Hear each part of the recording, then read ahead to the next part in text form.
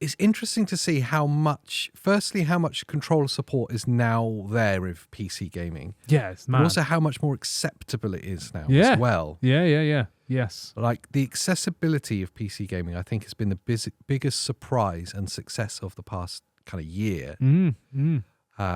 Things like the full DualSense support for the PlayStation DualSense. Oh, that's huge. I never thought PlayStation would release an app on PC that lets you utilize all the features. I thought that would be like, no, you're that's only locked getting to PlayStation. you can use the controller, but it will just show up as generic controller, not like, okay, you've got haptic feedback, adaptive triggers and everything else on there. I never thought I'd see that day. But like PC gaming in general, just kind of embracing controller support. Yeah, as well. Really massive kind of shift. Yeah, absolutely. It used to. I remember the days on Steam where you wouldn't see, like, games didn't even display what they would work with because it was assumed keyboard and mouse. Yeah. That's just how everyone played. If it was a fighting game or something, it might like allow, like sticks and proper arcade stuff.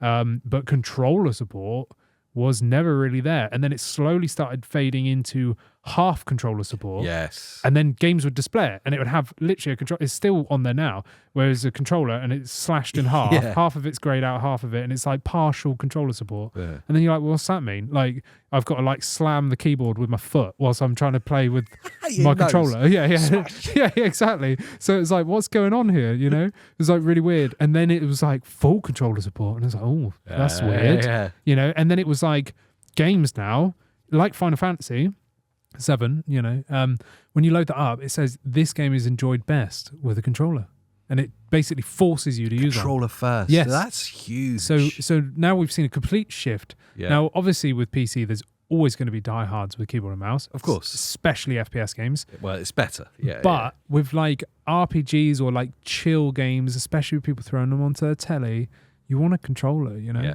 Like with MMOs and stuff, different because you want keyboard bindings and God knows what, but general games, I think controller's the way to go. I'm defaulting to that. When I hook my Ally X to my eGPU on my TV, I'm not sat there with a keyboard and mouse. It's funny, there's a few people I talk to that play on PC now, and they all use controller. Yeah. And that was just, not even a year ago, that would just not be the case. Yeah.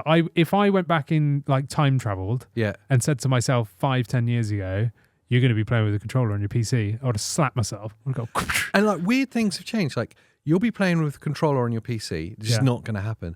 You'll be finding ways to display your PC on your TV. That was the exclusive thing for super nerds. Yeah. I've got my PC attached to my TV. Yeah. Like if we went to someone's house and they had a PC attached to the TV, we'd be like, okay.